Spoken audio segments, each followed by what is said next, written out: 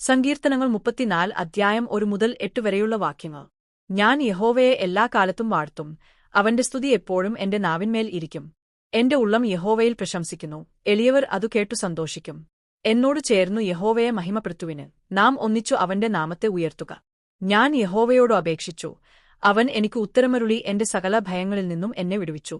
അവങ്കലേക്കു നോക്കിയവർ പ്രകാശിതരായി, അവരുടെ മുഖം ലജ്ജിച്ചുപോയതുമില്ല. ഈ എളിയവൻ നിലവിളിച്ചു, യഹോവ കേട്ടു, അവന്റെ സകല കഷ്ടങ്ങളിൽ നിന്നും അവനെ രക്ഷിച്ചു. യഹോവയുടെ ദൂതൻ അവന്റെ ഭക്തന്മാരുടെ ചുറ്റും പാളയമിറങ്ങി അവരെ വിടുവിക്കുന്നു. യഹോവ നല്ലവൻ എന്നു രുചിച്ചറിവിന് അവനെ ശരണം പ്രാപിക്കുന്ന പുരുഷൻ ഭാഗ്യവാൻ.